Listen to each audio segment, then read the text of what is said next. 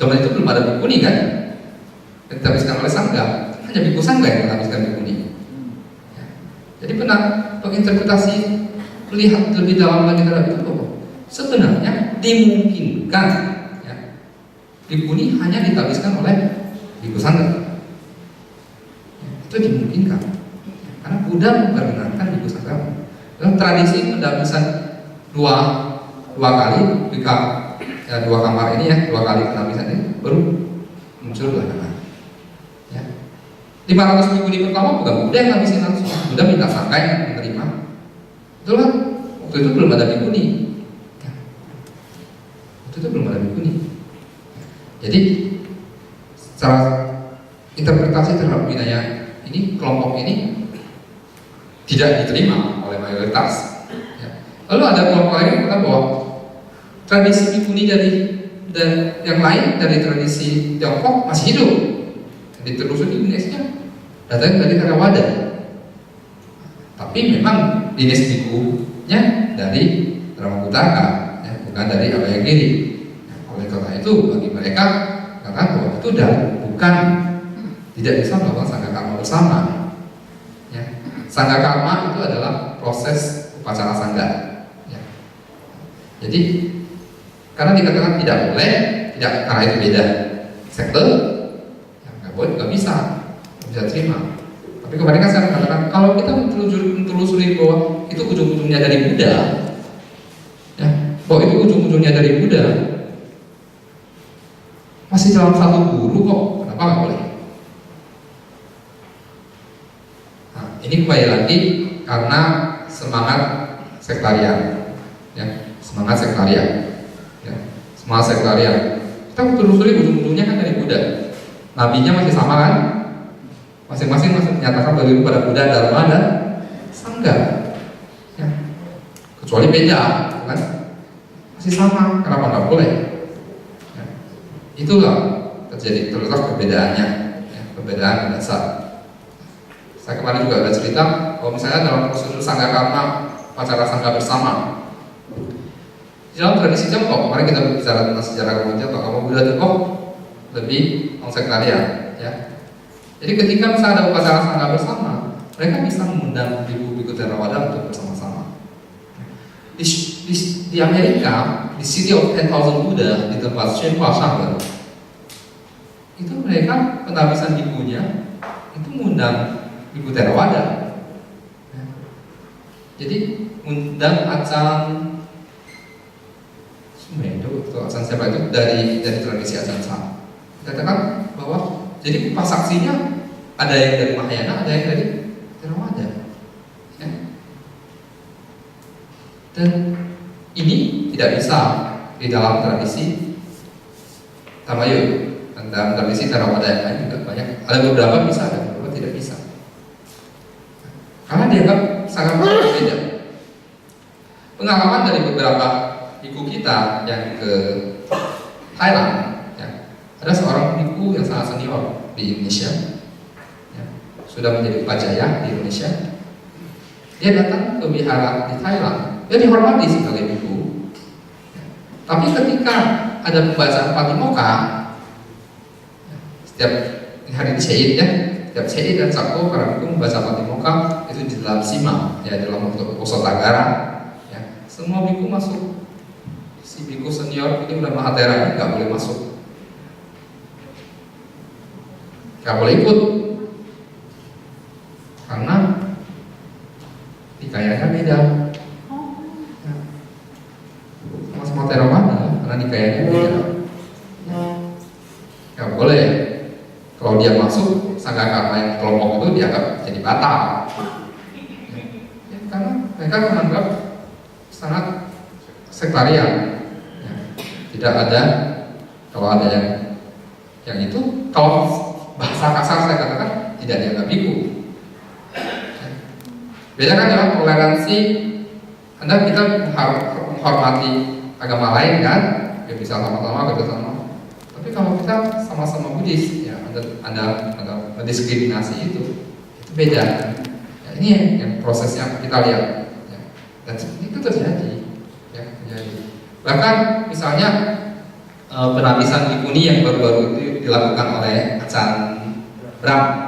Ya. Achan Brahm melakukan penabisan bikuni di Australia. Ya. Di Australia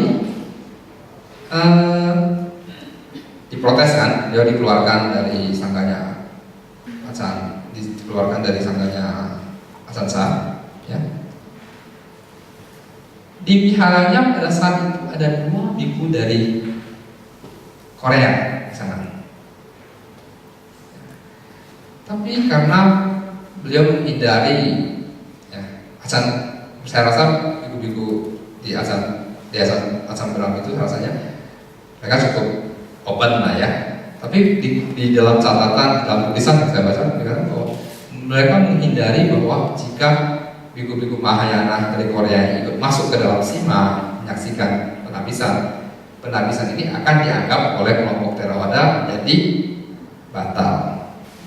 Jadi dua biku Mahayana dipersilakan untuk tidak diminta untuk tidak masuk ke dalam Sima dan kita tidak masuk ke dalam Posata selama penabisan.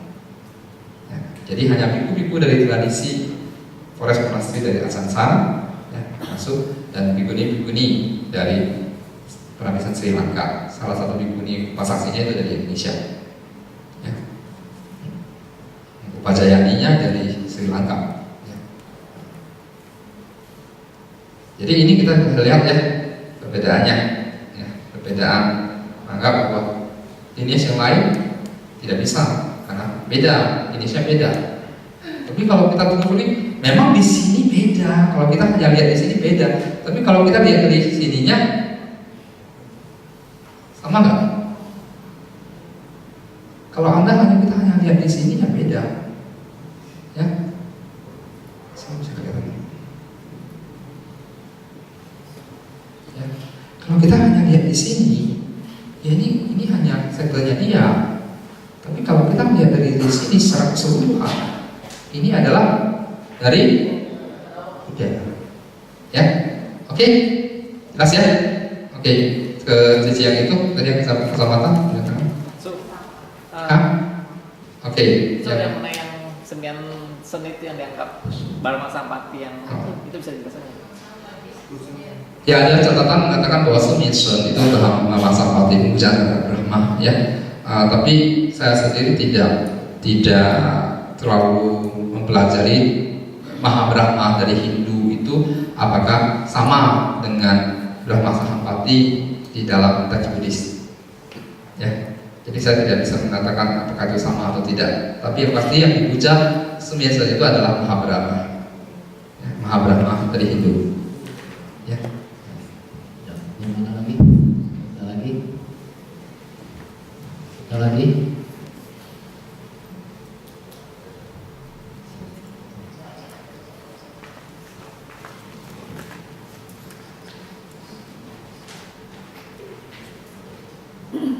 Terima kasih. Selamat malam Mbak Teh. Selamat malam semua nama budaya. Menyambung tadi mungkin saya sedikit sharing karena awal tahun kemarin tahun 2013 sebenarnya saya ikut International Conference akhir itu Wanita Buddhis Internasional di Vesali India. Jadi isu bikuni itu nyambung ya saya pikir ya. Ada satu momen yang sangat indah di sana, walaupun saya sebagai umat awam saya tidak ikut karena waktu itu pas di hari terakhir kalau nggak salah Capo ya, Uposatha. Jadi para biksuni dari semua tradisi bersama-sama melakukan pratimoksa dengan bahasa yang berbeda dan dari tradisi yang berbeda. Dan kebenaran saat itu ada satu narasumber dari Sri Lanka, Bante Wimala Jyoti ya, atau Wimala Budi. Beliau juga ikut di dalam pembacaan pratimoksa itu. Beliau nggak ikut baca, tapi beliau hadir di dalam situ. Nah, di situ terlihat sekali betapa indahnya. Beneran ada 3 orang biksuni kita dan dari Sang Agung yang ikut juga menjadi peserta di sana. Dan memang isu biksuni, penabisan biksuni ini sudah 30-an tahun yang dibahas ya. Sampai sekarang belum dan tapi banyak mengalami kemajuan. Kalau di Sri Lanka sendiri sebenarnya sekarang ada 2 orang Samaneri, muridnya Bante Suryanandi. Sekarang sudah menjadi biksuni di Sri Lanka, sudah mengambil S2 di sana. Jadi Sri Lanka mungkin secara legalnya ya, mungkin dari pemerintah itu belum ada pengakuan secara legal, tapi penerimaan masyarakat ya sudah jauh lebih terbuka dan mereka bebas. Tergantung gurunya, jadi tergantung pada pandangan biku yang bersangkutan. Gurunya itu kalau bikunya menerima, menhabiskan ya dihabiskan. Dan 2 orang biku Samaneri murid biku Suryanadi di sana sekarang sudah jadi bikuni. Kemarin sebenarnya waktu di PJ juga saya ketemu, mereka sudah dihabiskan. Kebetulan juga dihabiskan oleh Bante Malajoti yang saya ketemu di India kemarin. Nah, intinya balik lagi, setuju kalau dengan metode kita, bagi kita setuju ya. Kalau di Sang Agung juga kita nggak ada masalah. Kalau kita melihat bahwa Pak Japati Gotami awalnya dihabiskan oleh Buddha, belum ada sama biksuni. Kalau lihat sejarah awal, nah kenapa sih? Sakyadita, kalau bisa yang suka ini nanti coba search ya sakyadita.org. Di sana isunya banyak sekali, dan itu banyak sekali. Kita bisa mendapat banyak pencerahan di sana. Sakyadita, Sakyaditanya DHITA. Sakyadita artinya daughter of Buddha ya, putri Buddha. Ini didirikan tahun 87 di Bodh Gaya. Ketika itu juga dihadiri oleh His Holiness Dalai Lama. Jadi perjuangan ordination Sangha Biksuni ini bukan hanya dari Theravada, Tibetan pun belum done. Walaupun secara pribadi His Holiness Dalai Lama menerima bahwa penabisan itu melalui Mahayana di Taiwan atau di Cina. Mereka mendapat penabisan itu, setelah itu balik menjadi pakai coba Tibetan, dan itu diterima. Nah, perjuangan yang lebih keras memang dari negara-negara selatan Theravada. Kita berharap tentunya kalau dari Sangha Agung Udayana, saya pikir itu harusnya tidak menjadi soal ya. Dan ini memang perjuangan karena ada 300 juta umat Buddha perempuan di seluruh dunia yang nasibnya sangat ditekan ya, dalam arti karena tradisi patriarki. Apalagi di wilayah-wilayah Himalaya itu mereka jadi Samaneri, tapi mereka tidak punya akses ke pendidikan. Nanti mereka belajar, mereka harus balik lagi. Mereka tidak punya uang, tidak punya, banyak sekali diskriminasi yang dilakukan. Sebenarnya di Indonesia kita jauh lebih terbuka, lebih bebas karena sudah ada RA ini. Tapi di negara-negara Buddhis yang lain tuh sangat kasihan para wanitanya. Dan ini adalah perjuangan kita bersama, terutama umat awam. Saya pikir para wanita juga.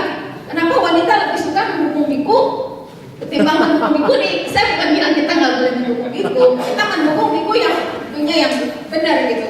Tapi kadang-kadang dari umat wanita sendiri yang tidak menghargai para wanitanya, dan ini adalah sebuah perjuangan. Belum tadi. Ya, masih ada. Ini kok tadi ke Sebagai tambahan dari Devi ya, pejuang kesetaraan gender ya, pewaris Ibu Parwati Supangan. kelahiran kembalinya RA Kartini. Siapa lagi? Sebelah situ kan juga. Masih ada?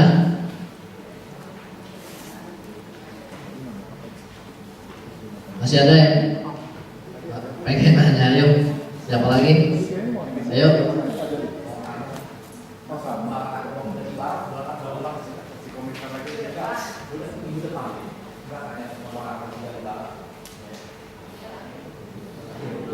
Selamat malam Mbak Teh, selamat malam Bapak Ibu semua.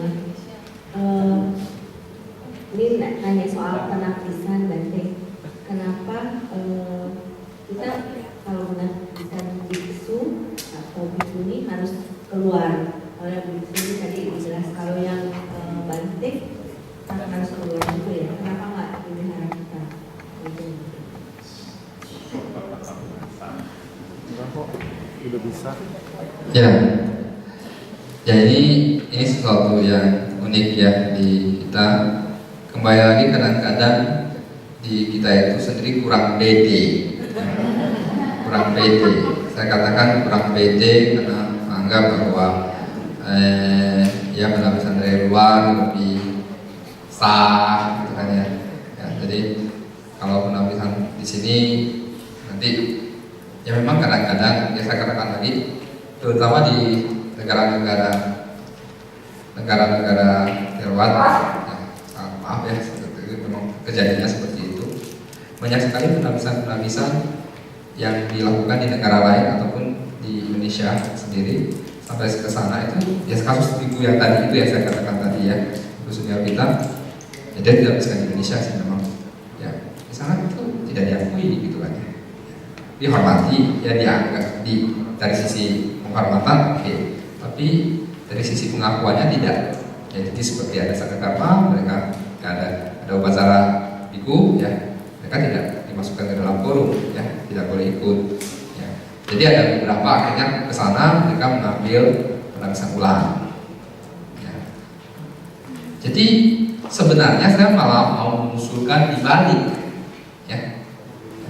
Jadi sebenarnya penapisan Biku itu kalau kita belajar secara Winaya, penapisan Biku itu bukan sesuatu hal yang mistis atau bagaimana. Itu adalah sebenarnya kalau kita bicara organisasi, itu adalah suatu rapat yang menyatakan bahwa orang ini terima di dalam organisasi ini, dalam sangga.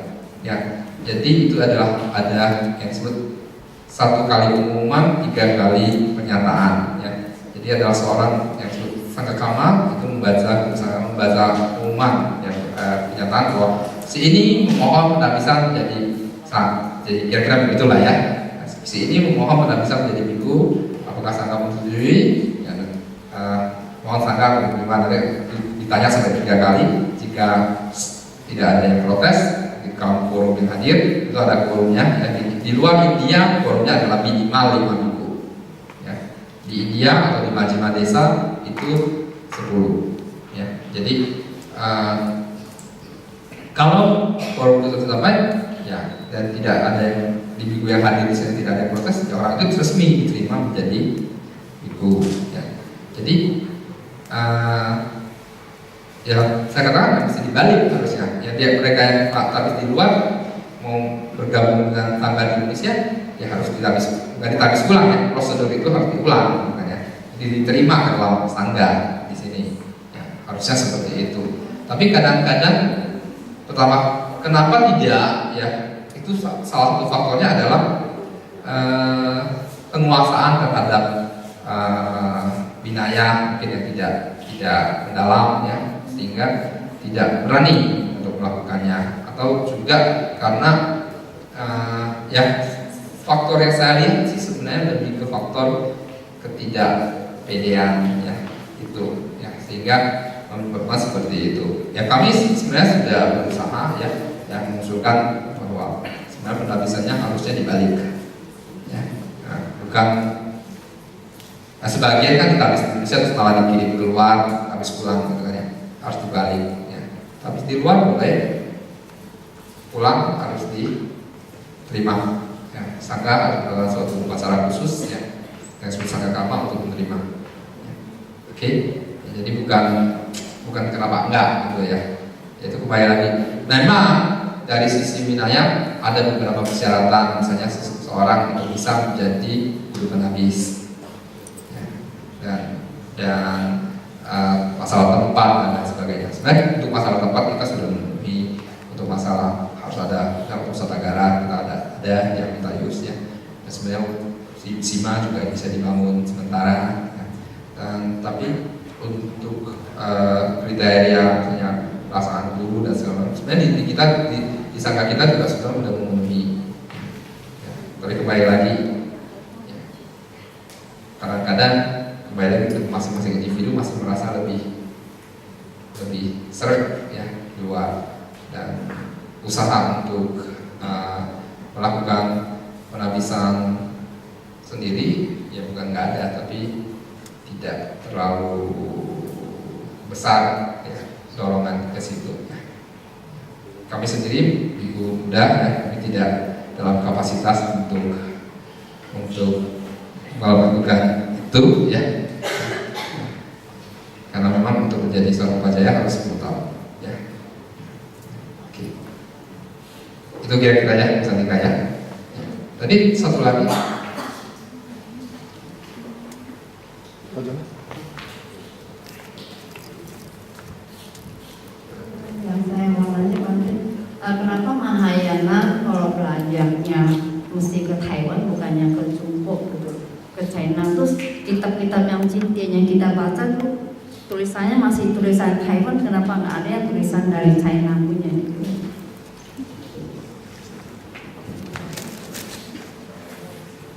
Jadi pertanyaan untuk yang materi minggu lalu ya.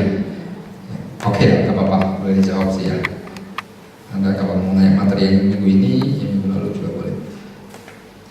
Kenapa ke Taiwan?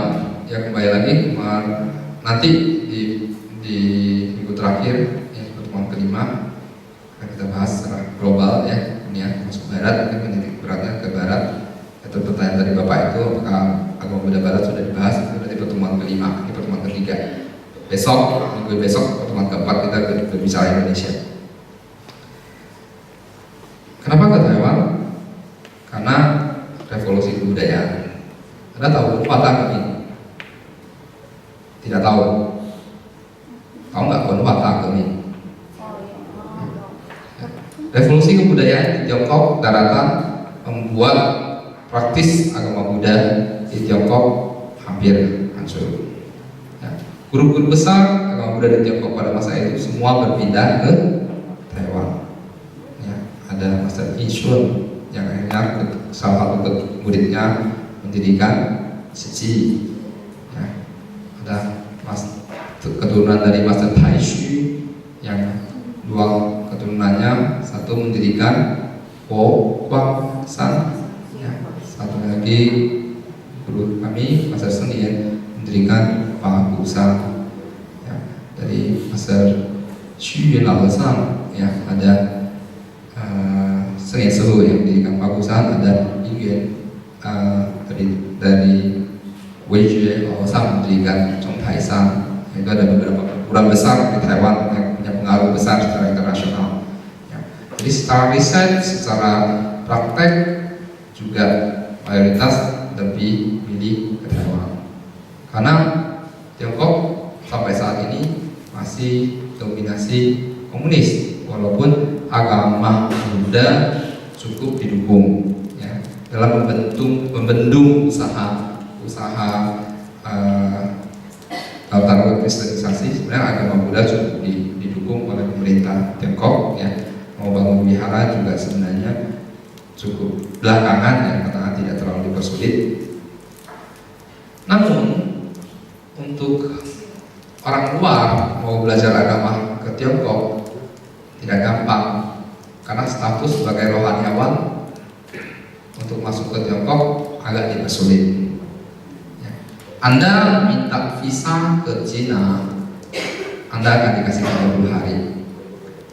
Tapi kalau saya minta visa ke Cina, saya cuma dikasih 15 hari.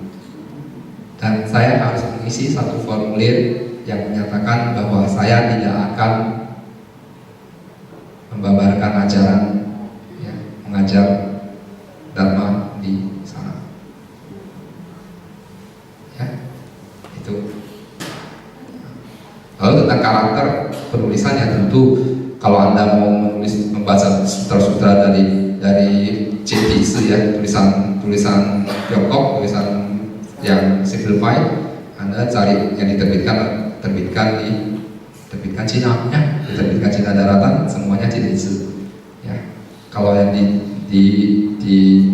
diterbitkan Taiwan ya semuanya Pantisi. Dan di Indonesia karena kita banyak mayoritas belajarnya dari Taiwan ya, kita lebih sering membaca Pantisi ya, gitu aja. Masih ada? Lucu banget, ada yang masih ada yang mau nanya?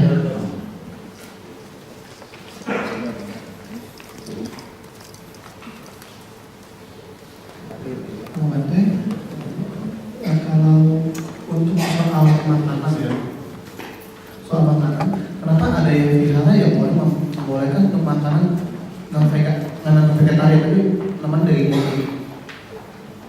Ada juga nggak boleh, yang kayak Mahayana sampai telur pun nggak boleh sama sekali. Yang pertama, yang kedua, kenapa penasbisan biku kan waktu di masa Buddha kan boleh disaksikan oleh sama biku manapun juga kan? Kenapa sekarang terbagi ke mana sih? Oke, tentang makanan ya. Berbicara makanan ya, nanti bisa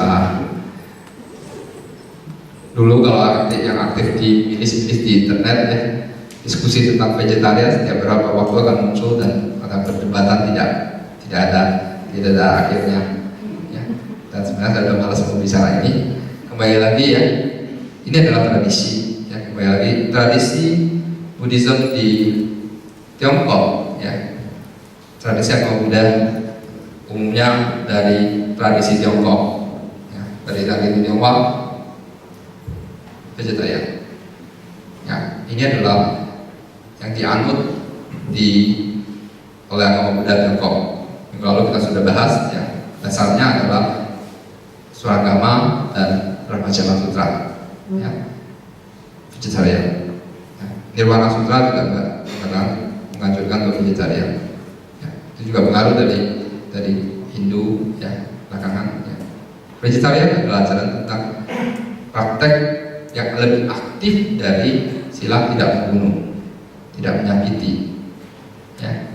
Jadi saya tentang ahimsa. Ketika Anda mengatakan bahwa Anda tidak membunuh, tapi Anda membiarkan pembunuhan itu terjadi, kita secara tidak langsung menyebabkan itu ya. Jadi vegetarian. Kenapa wihara memilih vegetarian?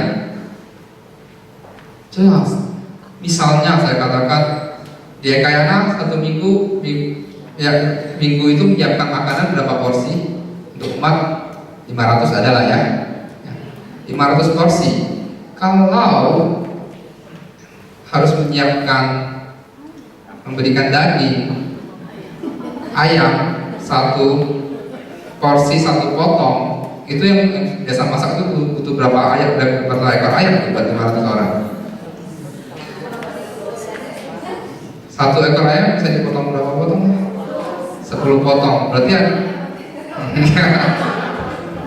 berarti 50 ekor ayam satu minggu. Kayaknya harus menyiapkan 50 ekor ayam. Ujung-ujungnya mesti pesan kan ya, pesan ke penjagaan ayam yang di dalam patra itu. Berarti satu bulan kita harus menyiapkan berapa? 200 ekor. Kalau katakan daging sapi mesti berapa ekor? Katakan ikan satu, hitung aja ya.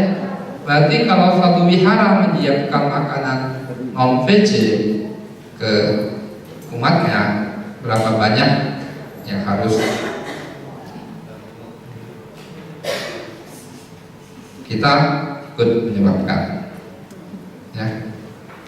Jadi kita memilih untuk tidak, berarti kita mesti stop rantai itu ya.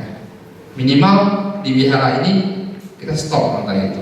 Jadi ada setiap minggu misalnya katakanlah daging ayam, berarti kita stop pemotongan terhadap 50. Kalau kita lost boleh, berarti kita harus pesan. Bahkan saya anjurkan telur pun tidak gitu kan ya. Kenapa? Maka itu di tradisi wihara tertentu tidak vegan, gitu kan? Nah, telur juga kan, memang tidak membunuh ayamnya, tapi kan Anda tahu untuk menghasilkan telur sekarang itu kan peternakan ayam itu juga tidak terlalu manusiawi, walaupun saya doyan makan telur, gitu. Ya memang masih suka sih, susah ya. Jadi saya belum bisa jadi vegan murni sih sebenarnya. Tapi ya kalau bisa dalam kegiatan program ya kita tidak. Ya. Jadi debat apa boleh atau tidak, ya itu kembali lagi di dalam tradisi selatan ya, dalam tradisi tertentu mereka menganggap bahwa selama kita tidak membunuh secara langsung tidak, gitu kan ya, tiga daging murni itu tadi. Tapi kalau kita berbicara tentang hukum ekonomi, ada permintaan maka ada supply, mana ada daging tidak membunuh, tapi daging-daging yang dijual di Carrefour itu karena ada Anda mau beli, maka itu dia ada jual. Coba kita sekarang diumumkan satu hari semua tanpa daging. Carrefour mau jualan daging nggak? Enggak, karena itu pasti nggak laku. Jadi seperti itu. Ya. Jadi itu. Tadi pertanyaan kedua apa? Oh ya, oke. Tentang tradisi penapisan, tentang mengapa dari begitu banyak sektor. Di pertemuan pertama saya sudah mengatakan itu wajar. Ya, wajar. Ada perbedaan interpretasi terhadap acara, ada perbedaan interpretasi terhadap aturan, ada perbedaan terhadap metode praktek. Ya. Jadi itu sebenarnya wajar. Anda lihat semua agama besar di dunia ini, ada mana yang tidak terpecah? Tidak ada. Tidak ada. Itu wajar. Ada beberapa sekte yang didirikan mungkin karena ego dari, itu jujur ya, ego dari pendirinya.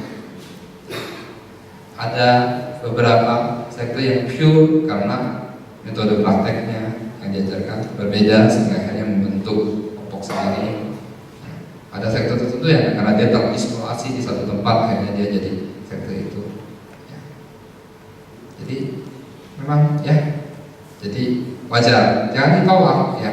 Tapi ketika kita belajar sejarah, kita memahami itu, jadi kita bisa melihat harusnya semua sekte ini kalau masih mengaku gurunya Buddha, harusnya tidak jadi masalah bahwa di dalam satu wihara bisa tinggal bersama, bisa melakukan upacara sangga bersama, ya, kemudian penapisan bersama.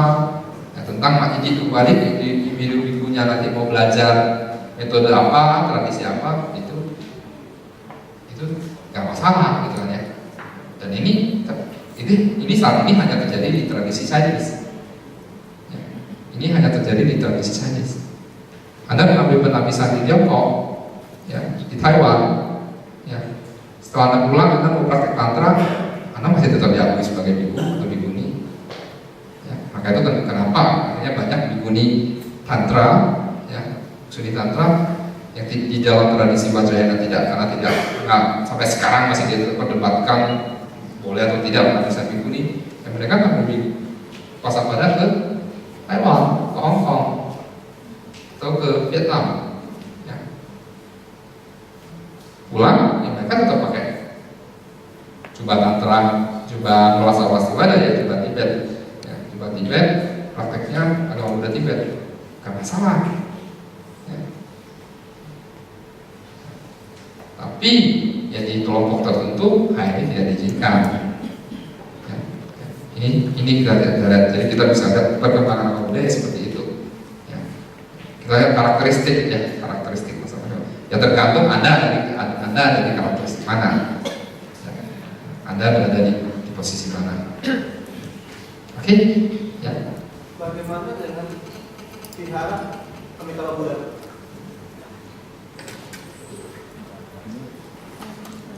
Apa hubungannya?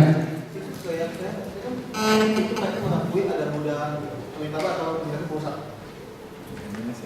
Padahal itu kan Buddha yang akan datang, bukan Buddha sekarang. Itu suatu topik lagi ya. Kalau itu dibahas ya. Malam ini nggak selesai. Ya itu minggu lalu ya. Nanti ada di rekaman minggu lalu kalau nggak salah saya ada berbicara tentang Buddha kosmis. Ya, Buddha kosmis atau di minggu pertama saya ada berbicara tentang Buddha kosmis. Ya, konsep tentang Buddha kosmis. Ya, jadi kata siapa Amitabha adalah Buddha masa lalu. Amitabha adalah Buddha yang sekarang sedang mengajarkan Dharma, tapi di Buddha keta yang lain. Ya. Kalau Anda harus melihatnya dari kacamata mana dulu, ya. Oke. Jadi kalau kita berbicara dalam konsep Mahayana, Buddha bukan hanya Buddha dari 3 masa. Ya. Buddha dari masa lalu, masa sekarang, dan masa mendatang. Tapi ada Buddha dari 10 penjuru. Di Buddha Keta, yang konsep tentang di alam Buddha ini, di dalam wilayah kekuasaan Buddha ini, di dalam bumi kita ini, Buddha masa lalu dikatakan ada berapa Buddha? Ada yang 28, ada yang 7 Buddha masa lalu. Ya. Buddha masa sekarang siapa? Sakyamuni. Buddha yang akan datang? Maitreya. Ini di Buddha Keta, ya, Buddha Setra ini, ya, di Triloka ini. Tapi di dalam sutra dikatakan ada Triloka, ada salah satu yang lain, ada wilayah Buddha yang lain. Ya. Satu wilayah Buddha dikatakan adalah 1 miliar tata surya di satu di sahasa mahasasa lokadatu. Ya, itu ada 1 miliar bumi yang seperti ini. Ya. Ada 1 miliar triloka yang seperti ini. Ya.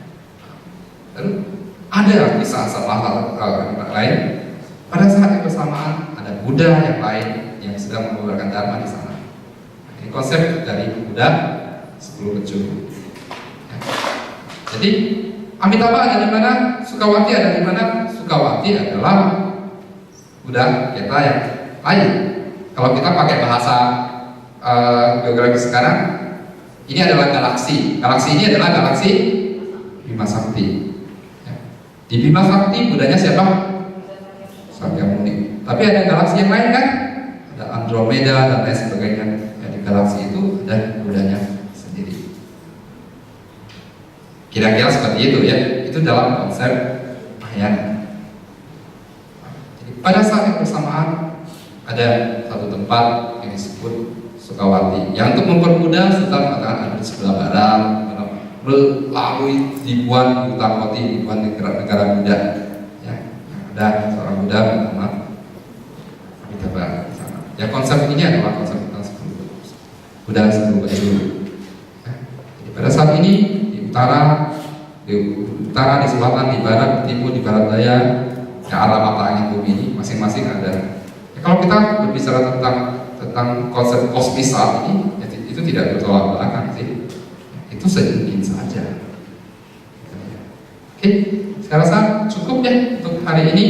Ya, untuk saya kemarin lupa kasih tahu. Sebenarnya Anda kalau malu mau tunjuk tangan, Anda boleh tulis ya. Anda boleh tulis. Oke, hari ini sampai di sini. Masih ada pertanyaan lain? Tidak ada? Oke, sampai sini. Minggu depan kita akan membahas tentang agama Buddha Indonesia.